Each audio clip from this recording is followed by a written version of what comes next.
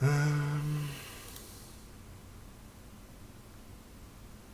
the bright side, we seem to be following how we're supposed to be going, but I wonder how we're meant to do the final one.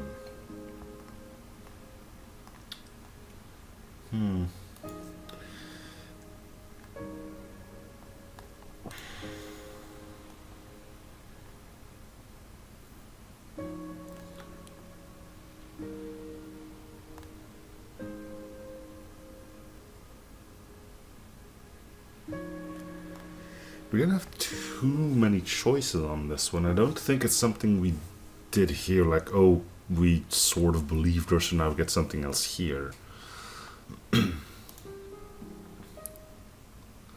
Just see what the monster choices were here.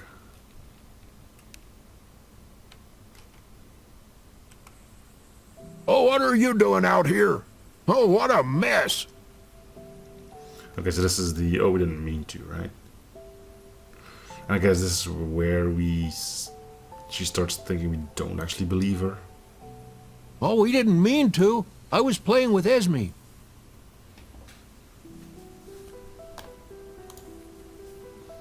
Oh, with Esme? What kind of games? It's dangerous. Go home now.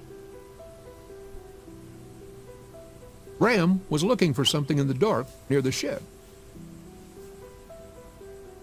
Kenneth hugged Esme and sent her forward to protect her from Father's anger.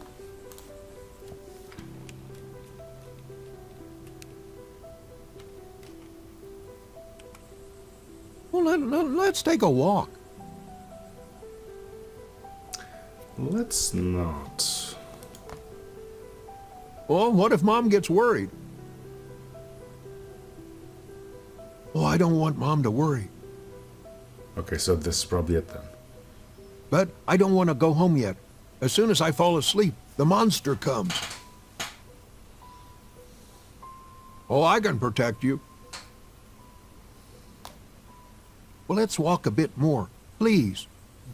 Or not. I have so much to tell you. Well, you can tell me everything at home. Oh, you won't believe it.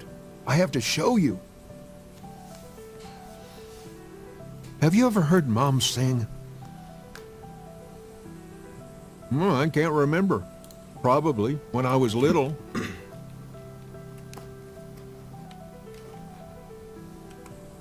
They don't believe me. They think I'm stupid.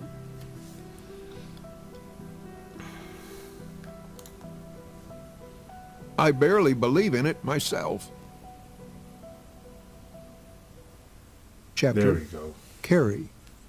Who's Carrie? Wait, is that the grandmother? You just want to say something that you think would calm me down. Esme climbed to the edge of the well and began to walk back and forth, swaying ostentatiously. Well, get off now. It's dangerous.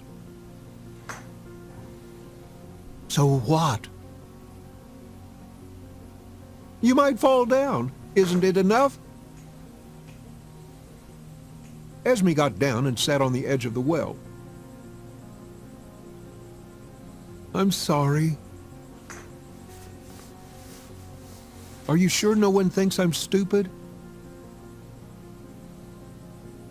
I'm sure. But they said hurtful things. Well, that's not what they meant. You're always ready to move mountains, but sometimes you're like that. You walk on the edge. No hard feelings. I don't. I just feel offended sometimes. But I know they're just not ready to see what's around them. And if they don't try to run away from their monsters, they won't be able to speak again. Shall I be able to speak again? I don't know. We never found out what kind of monster you have. Well, how do we find out? We need to ask the other monsters. Sorry, what? Oh, I don't really like the idea. With a loud noise, the well suddenly became wider. As Kenneth and Esme ran to the edge, a beam of light hit them from the well. Covering his eyes with his hands to get used to the light, Kenneth looked at the bottom of the well. Some silhouettes were flashing inside. Kenneth recoiled from the edge. What's happening? I'll introduce you to everyone. A spiral staircase began to grow, protruding from the old masonry, from the bottom of the well. Esme climbed to the edge again and held out her hand to Kenneth. Aren't you scared? I've seen it all before, and you will. Oh, what for? What's in there? It's a surprise. The sound of muffled voices and birds singing was coming from below. Oh, does anyone else know about this place? Nope. Kenneth grew nervous. For good reasons. Why do we go there? Whose are those voices? You won't believe me anyway. The ground trembled under their feet. A mechanical noise began to come from the well. Oh, the entrance is closing. Come, quickly. They'll be offended if we don't go. Esme got angry. The ground trembled even harder. The beam of light coming from the well narrowed. Otherwise, I'll go alone.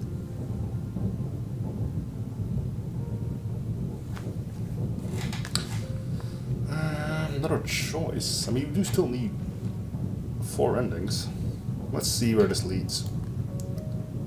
At the last moment, Kenneth ran into the well after Esme. They both rolled down the stairs. Flying over it about a dozen meters down, they rolled into a small opening at the bottom, resembling a door, where the light came from. Once outside, Kenneth was blinded by the bright sun. What? When he woke up, he saw that he was on the shore of what seemed to be an endless lake, covered with fog. Kenneth jumped up and discovered that Esme had disappeared. Behind a huge cliff. That's where he fell from. There was a closed door at the top of the cliff. There were no ceilings, no walls. Kenneth turned to the lake and noticed a rowboat on the shore. Esme was in it. Esme, you okay? He stumbled several times while running to her, but still ended up in the same boat. Esme hugged Kenneth tightly, as if she hadn't seen him in quite a while. Oh, what happened? Did you see the monsters? Oh, I'm glad you're here. I mean, I'm glad to see you, but not that you're here. Esme was embarrassed. Sorry. Welcome to the land of the dead. Well, we fell here together. I followed you. Oh, what do you mean? I was here before you came. What? What are you talking about? We went after monsters together. But you don't remember anything after the fall? There are no monsters here. And I didn't fall. I was just waiting for you here.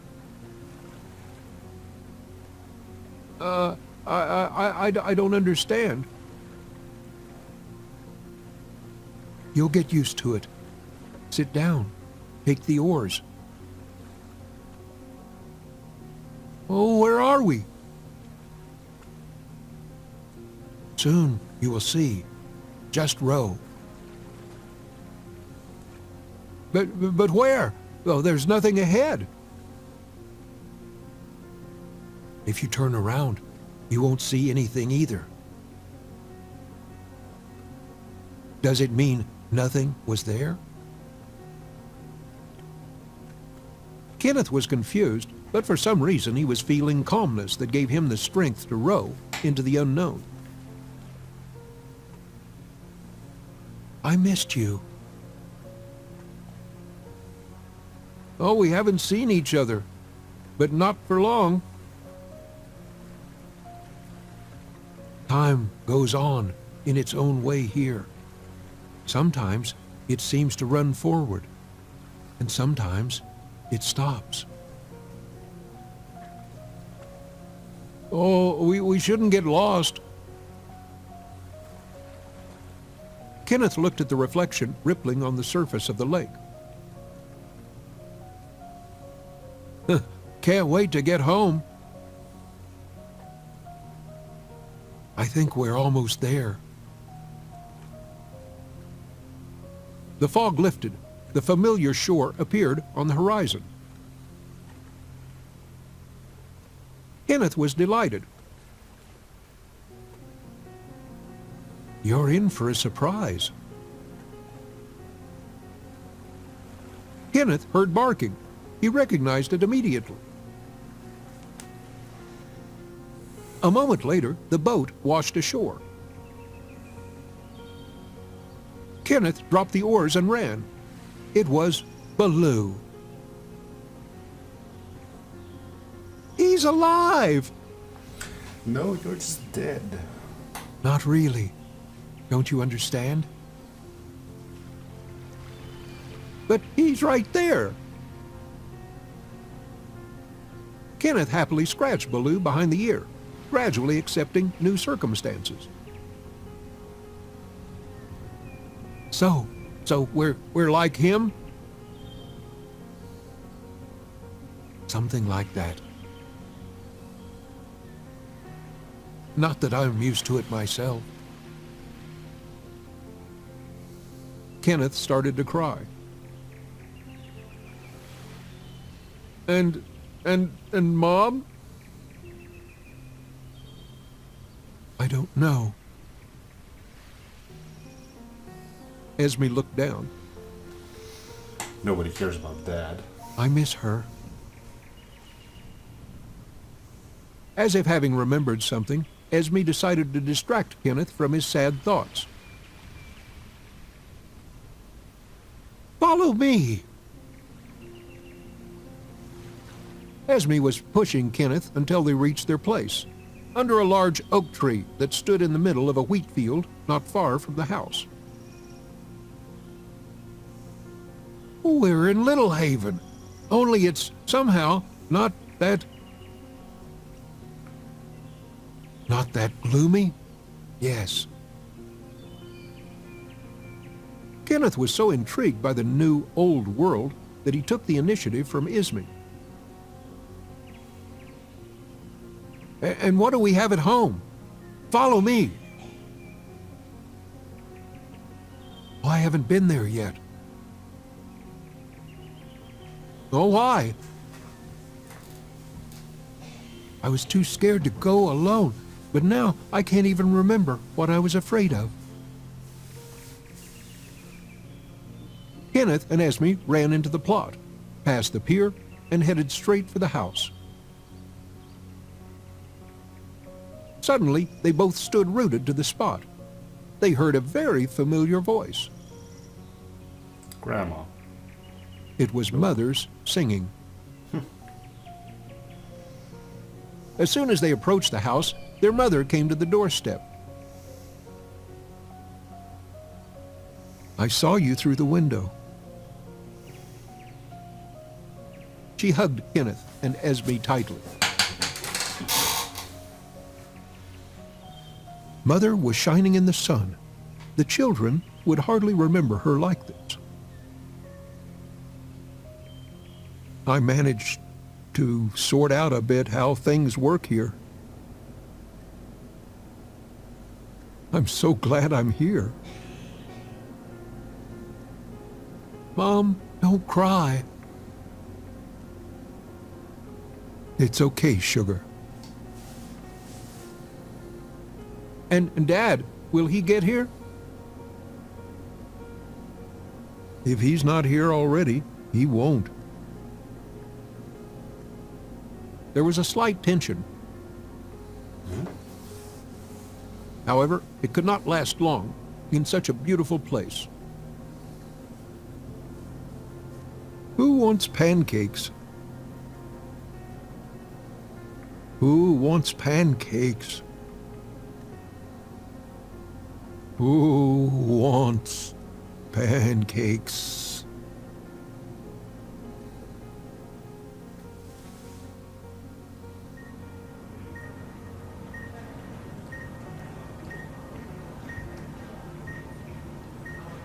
"Kenneth?" A bright light struck Kenneth in the eyes. He opened his eyes. "Carrie, he's awake." "Doctor." "Don't worry, my little one. Everything's going to be okay. Grandma and I won't leave you." Kenneth woke up and could barely see the silhouettes. Voices blurred in the air. It smelled like hospital and Mom's pancakes there.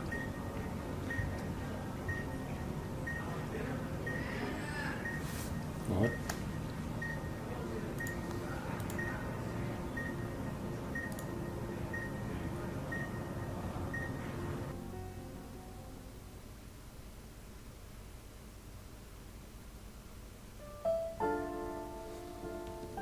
Okay. So we fell in the well, probably drowned. Or like lost conscious while doing so. End up in like the afterlife for a bit. But why was the mother there?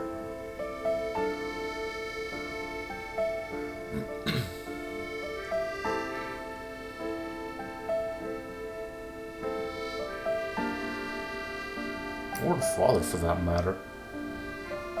Well, the father wasn't there, but she said if he's not here already, he won't be. Будет петь холодный, одинокий ветер, и осипшим криком That's a weird one. птиц на лунном Well, there's 4 endings left. We don't know where to go to try and get them. отравляя город, One thing I can try is going through this one again, but then don't go down the well. дороге. Вот моя надежда, полуслепый мальчик, виновато смотрит.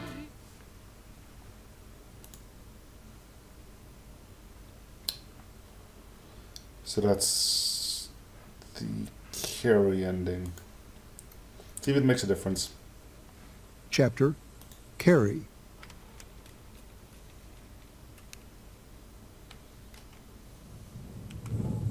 The beam of light coming from the well narrowed. Otherwise, I'll go alone. At the last moment, before the light in the well slammed shut, Kenneth pulled Esme back. Esme fell to the ground, face down. We're just gonna get the other ending now? It can be, right? Kenneth was frightened and froze, looking at Esme, slowly getting up. How dare you? What have you done, you fool? Kinda. Bloody nose, too. When Esme turned around, Kenneth noticed that her nose was bleeding. Kenneth ran to Esme, guilt-ridden. But Esme cast him back to the well with one look. Don't come near me. This is all your fault. Oh, what do you mean? Despite constantly feeling guilty about Esme, Kenneth stopped recognizing her and therefore allowed himself to be angry. All I do is try to keep you safe. I don't want to lose you or even to offend. Oh, you're making it worse. If you didn't resist, we'd be together by now. So she knows. Esme softened her tone sharply. Baloo was also there. But now, this is all you're left with. Esme pointed to Baloo's grave, which was right next to the well, throwing away a layer of stones and earth with a mystic force. There was a mummified dog skeleton crawling with earthworms. Oh, enough!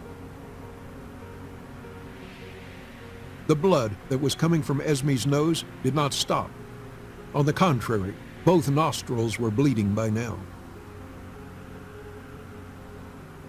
You found my diary, but you're afraid to read it. You can't do anything. Esme's eyes were bloodshot. Oh, you're not Esme.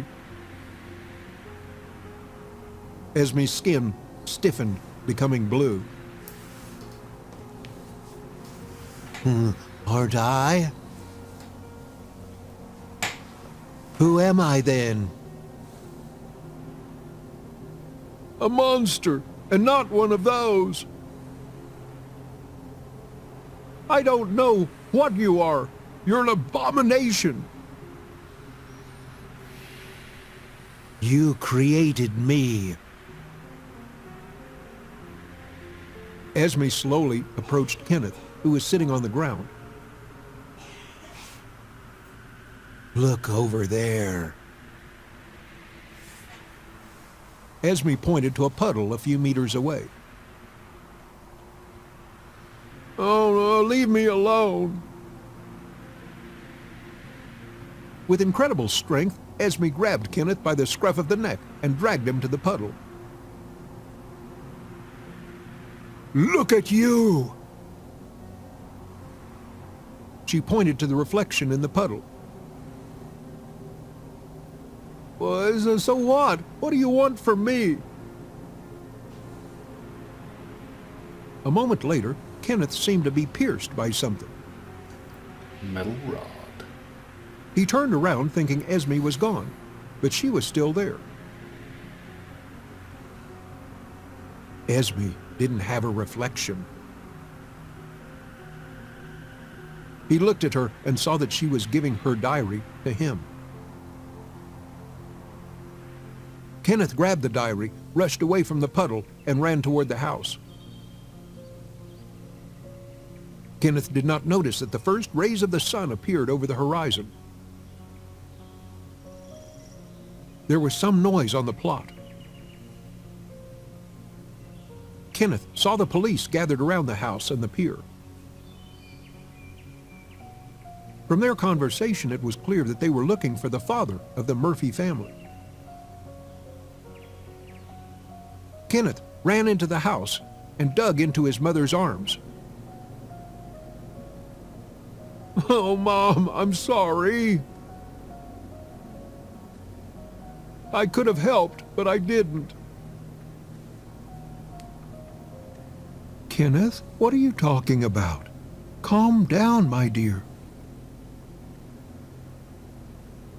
Kenneth took Esme's ill-fated diary and handed it to his mother. At this point, a policeman intervened in the conversation. He turned to Kenneth. "Well, can I see it?" The question was rhetorical, since he had planned to take the diary anyway.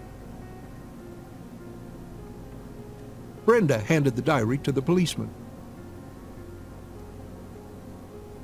After flipping through it, he began to mumble something unintelligible, as if convinced of something.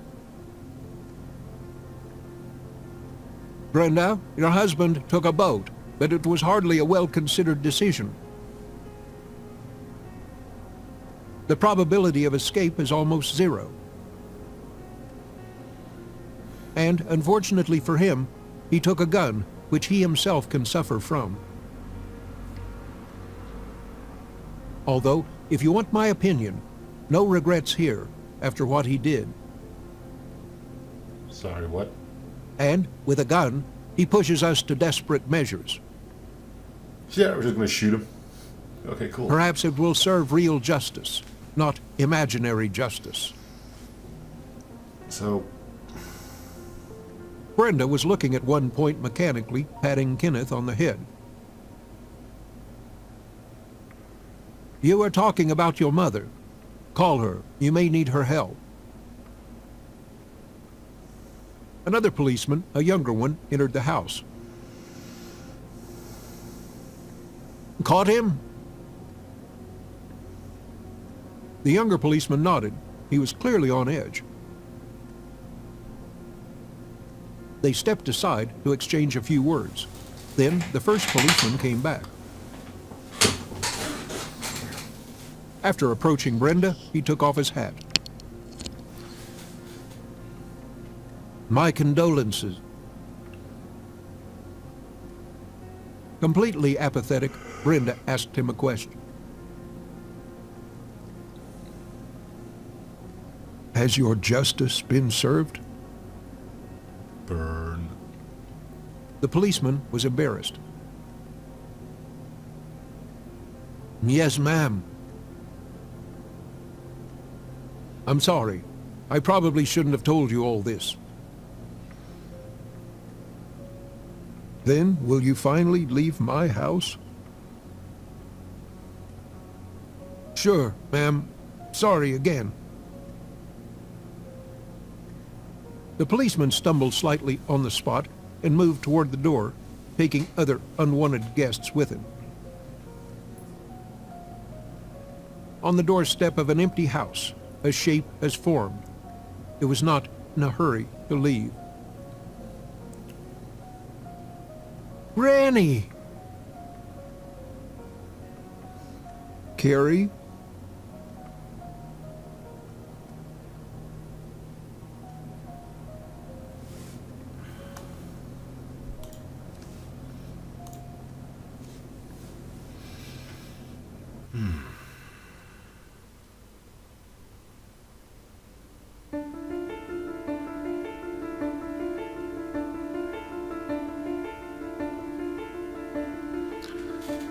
Weird.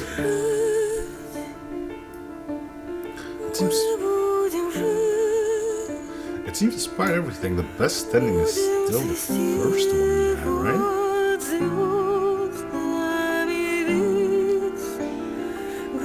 That getting knocked out but alive. Not Dad being shot to bits by the cops.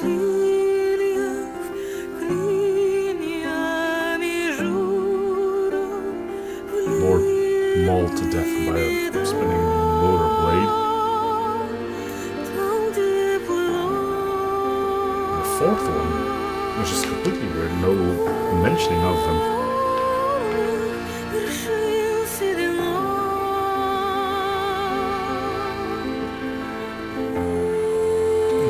possible that in that one line the dad's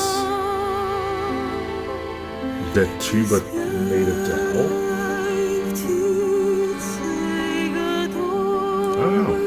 They don't mention him. But it's clear he's not alive anymore, so... Well, 3 warnings to go. You know where to go for him. Well, I think I know where to go for him. I think the big one for the father's ending would be not giving